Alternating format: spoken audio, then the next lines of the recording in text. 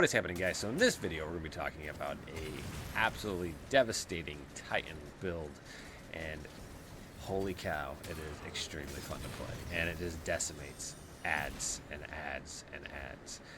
In the gameplay that you're watching behind me, this is a Master Lost Sector. If we're going to take it in here and kind of show you, most of the time I'm running mountaintop with this build and like some type of sidearm or some sort of hand cannon in the secondary weapon slot. And the reason for that is once the ads do get tankier and you can't one-shot them to build up your roaring flame stacks, you're going to want to shoot them a couple times and then throw your hammer at them, so that way you can start building those stacks up. You really want to maintain 3 stacks of roaring flame as best as possible. I found that this build is really paired really nice with Dragon's Breath and then also mountaintop. So like in onslaught, you're going to see me running mountaintop, and what I like to do is shoot a bullet, shoot a mountaintop, that'll get all those procs going for Dragon's Breath, and it is going to do that chain reaction where it just does tons of combustion damage and so on. So with this build, we're going to be utilizing the chest piece and Severance Enclosure, and what it does is when you get a powered melee kill, when you throw a hammer at something, it's going to make that, when you kill that ad, they're going to explode and do a ton of damage, but it also throws all the ads in the air, so it kind of like stops them for a second so you can get your hammer back. It's just really powerful, and it's got a huge range. So you're going to want to maintain the roaring flame stacks times 3 though. That's like your biggest thing. And then you're just going to go through hammer. Once you do get roaring flame going though, your regular melee hit will proc the chest piece and make everything explode. Also, finishers will make everything explode as too and pop them into the air. But if you don't have any stacks of roaring flame, when it actually does the explosion, it doesn't do as much damage, and it's not really that beneficial. So you want to make sure you have roaring flame even if you go for a finisher. Now you can knock all the ads up, but roaring flame does so much more damage once you get it going and procced. And as you can see in this room right here, I'm just decimating everything that spawns. Like, just everything dies. And it's just like a chain reaction of everything. And it's just, this build in onslaught is so much fun. On boss fights, or if a tormentor spawns, then I throw on Pyro Gale gauntlets, and then I drop my super, and then I swap back to this build, or this chest piece. And then, but that's pretty much this. The loop is keep roaring flame stacked.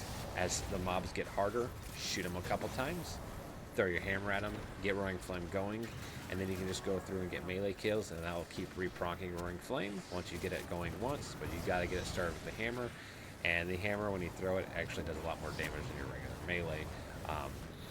But yeah, so this build is just extremely fun. If you guys liked this video or want to see more videos like this one, please like the video and leave a comment on the next build you would like to see me do.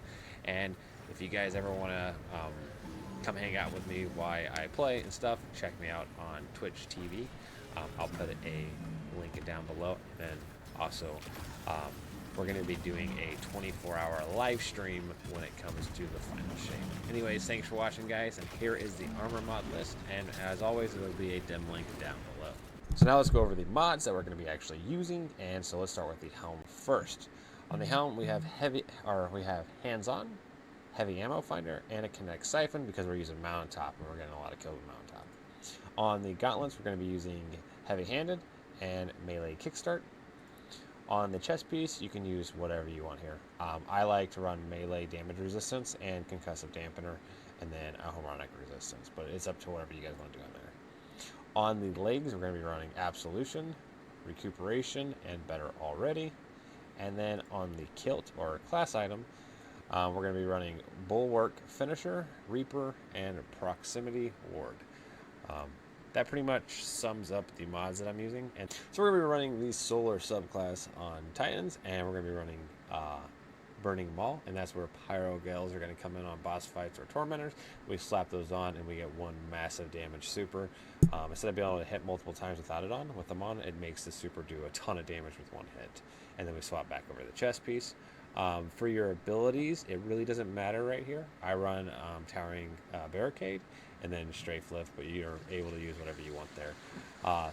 Throwing Hammer is one that you definitely want though, and then Healing Grenade is what I recommend. It works really well, especially if you're in a pinch and you're trying to build up those those stacks. Healing Grenade really helps. Roaring Flames, you're going to definitely want this aspect, as we're going to build that up 3 times, and it's really going to play into that chest piece proccing.